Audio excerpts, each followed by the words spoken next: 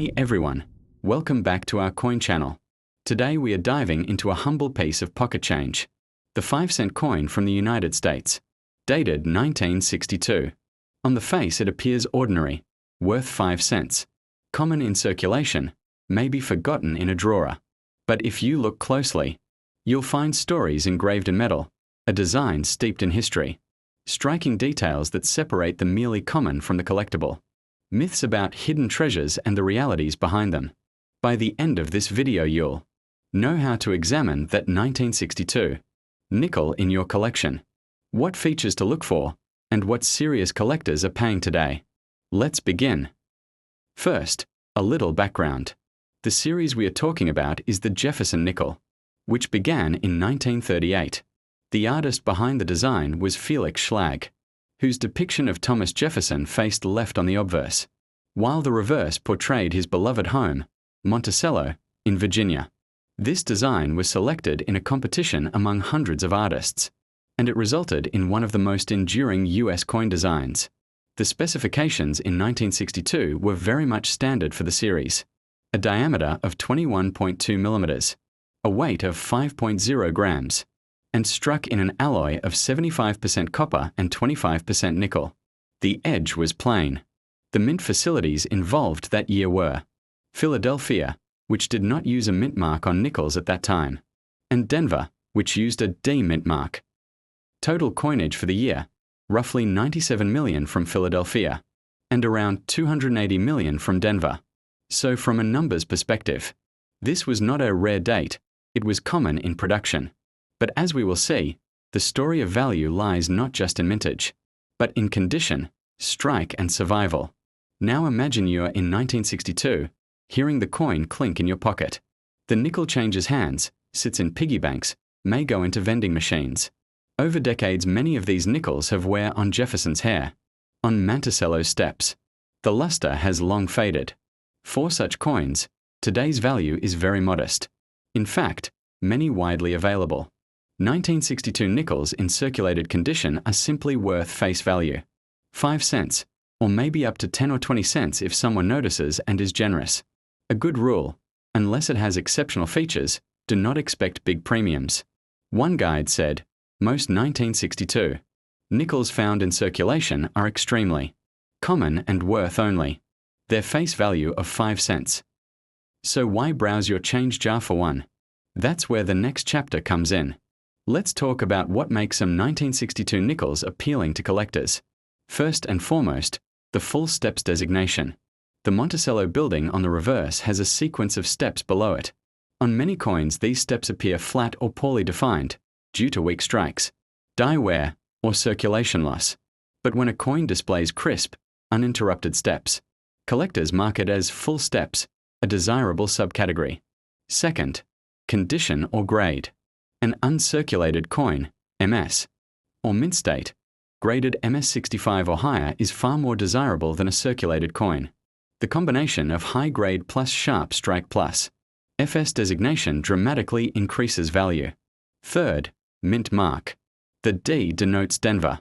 No mint mark means Philadelphia. While both varieties exist in large numbers, sometimes one variety in superb condition may fetch more than the other. Depends on market interest and survival in top grade. Fourth, error and variety possibilities. Although not as dramatically rare as some other error coins, the 1962 nickel series has known examples of planchet errors, coins struck on wrong planchets, plaques of off metal, etc. For example, a rare error where a 1962D nickel was struck on a 1962D Lincoln cent planchet. That kind of oddity attracts extra interest, because this coin is common, yet collectible in certain forms. Several myths swirl around. Let's tackle them. A myth: any 1962 nickel is worth a fortune. Reality: far from it. Only certain specimens with the right features are valuable. A worn coin. Face value. A myth: if a 1962 nickel has full steps it's automatically thousands. Reality: the full steps helps, but grade and condition matter enormously. A full steps coin in low grade may still be modestly priced. Top grade is where the big premiums lie. A myth: because mintage is high, none are rare. Reality: Rarity in collecting often means survival in top condition, not just mintage. Many coins may exist, but very few survive in pristine strike condition with full steps. A myth, Denver D mint mark makes it instantly valuable. Reality, the D alone does not guarantee huge value. Condition and strike still dictate value. Let's talk real money. Here are some recent data. The top-graded 1962 no mint mark, Philadelphia, with full steps reportedly achieved around $21,150 at auction. Ray 1962D regular strike, without FS, in MS67 sold for approximately $2,995. A 1962D, full steps MS65 example fetched around $3,525. A proof coins, 1962 proof, no mint mark, with cameo or deep. Cameo finishes also pull.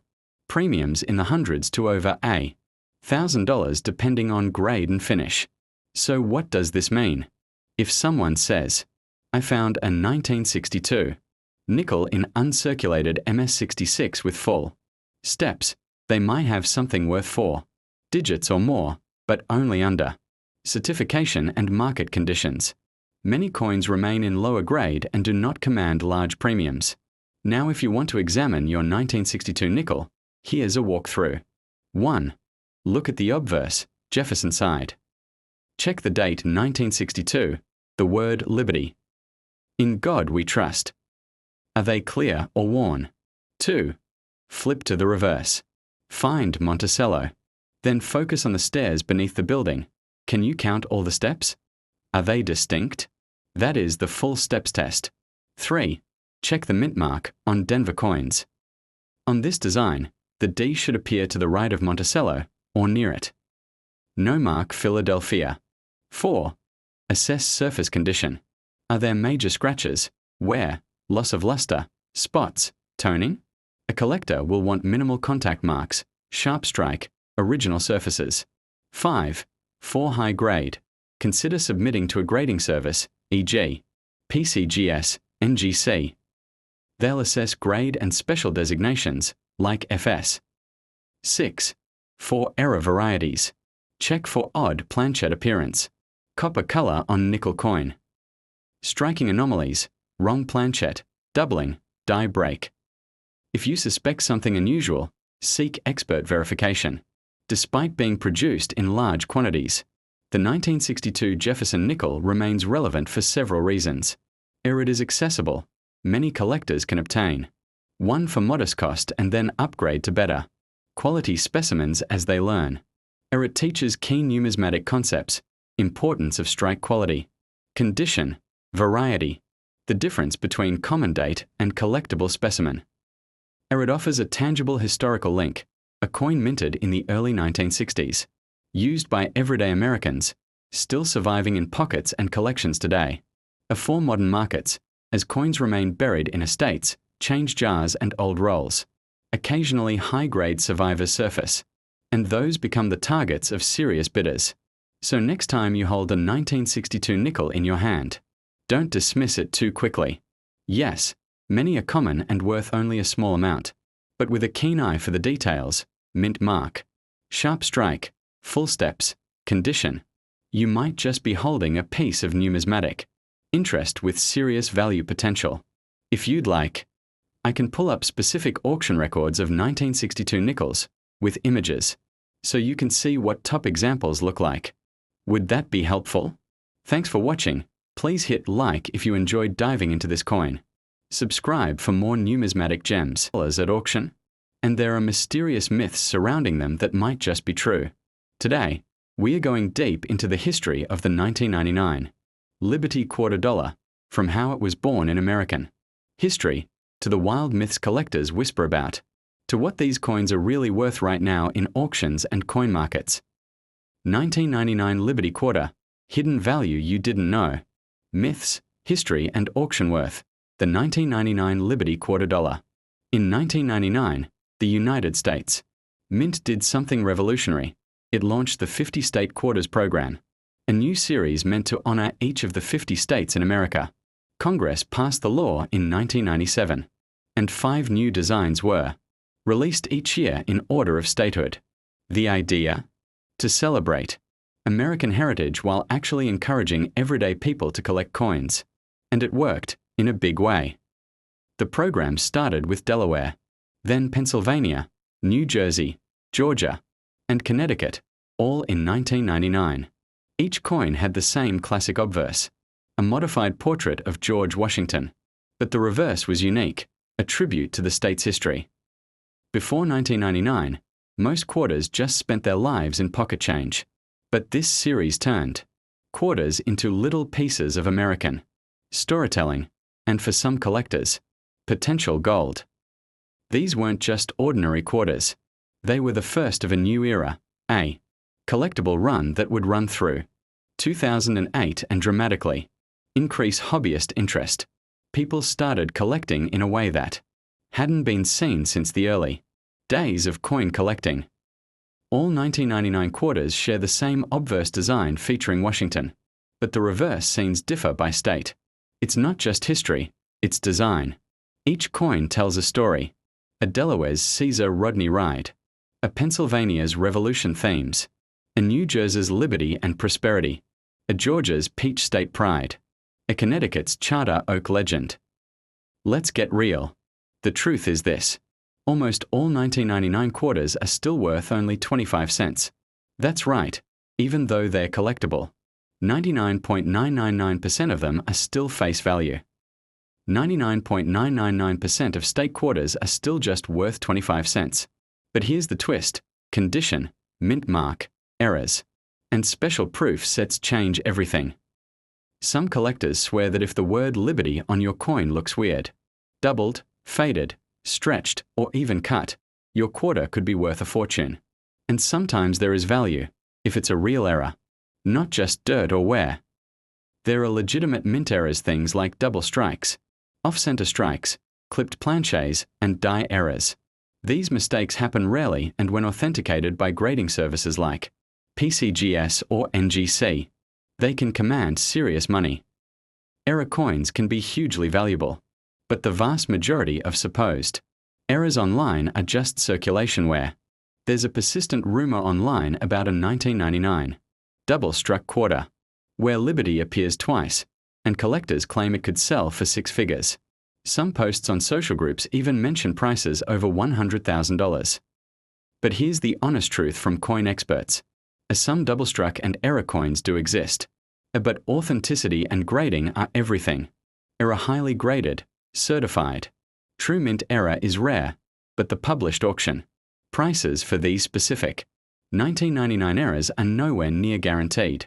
6 figures unless there's extraordinary provenance or verified grading. In other words, yes, rare errors can be valuable, but you need professional grading to confirm it. Don't trust a photo alone. Now let's talk actual numbers, based on real auction results and grading changes in 2025.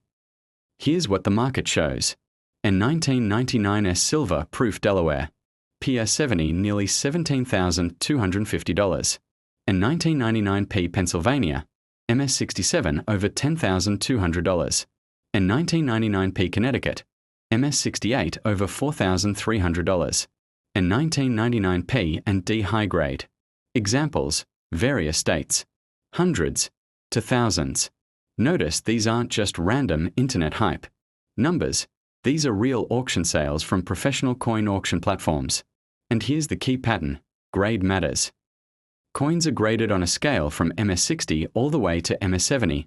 70 is perfect. That difference between MS65 and MS68 isn't just subtle. It can be huge in value. A coin graded MS67 can sell for 10x more than the same coin in MS63. And these high grades don't come from your pocket change. They come from carefully preserved coins, usually ones saved at issue, or set aside by early collectors in pristine condition. Here's another interesting part of the story: silver proof sets. These were special collector coins. They weren't intended for circulation. They were sold directly to collectors in sets, often with a higher silver content. Silver proof 1999 quarters, especially in PR70, DCAM, are some of the most valuable today. That's why you might see prices like $17,000 for a perfect graded proof. That's real money. So what should you look for if you're checking your change? Here are the real things worth watching for. 1. Mint mark. P equals Philadelphia. D equals Denver. S equals San Francisco proof sets. 2. Condition. A look for no scratches, dents, or wear. A carefully preserved luster, sharp details, and clear design. 3. Errors or oddities. A double strikes. Air off center. A clipped planchette. A die cracks and anomalies. Only authenticated and graded coins matter for serious value. Let's clear up a few myths once and for all. Myth. All 1999 quarters in circulation are valuable. Truth. Almost all are still face value. Only high-grade or proof coins have real premium. Myth. Every error coin is worth big money. Truth. Only verified mint errors with grading fetch strong auction prices. Myth. Online photos prove rarity. Truth. Only professional grading gives verified rarity and value. These coins aren't just metal, they're pieces of American heritage. Each design reflects a story. A Caesar Rodney's midnight ride for independence. A Pennsylvania's historic role in America's birth. A New Jersey's motto, liberty and prosperity. A Georgia's symbol of growth and agriculture. A Connecticut's legendary Charter Oak, where history says a hidden document was concealed inside. A mighty tree. That's why these coins captured the public's imagination. And that's why people still collect them today. Look closely at your pocket change. You might be holding more than a quarter. But remember, real value isn't in hype. It's in condition, grading, and authenticity. Whether you're a seasoned collector or just curious, the 1999 Liberty Quarter dollar tells a story about America and about how something small can be surprisingly valuable. If you enjoyed this deep dive, hit like, subscribe, and drop a comment. What 1999 quarter do you have? Until next time, keep hunting those hidden treasures. Top 10 rare modern coins worth a fortune. Subscribe for more coin history videos.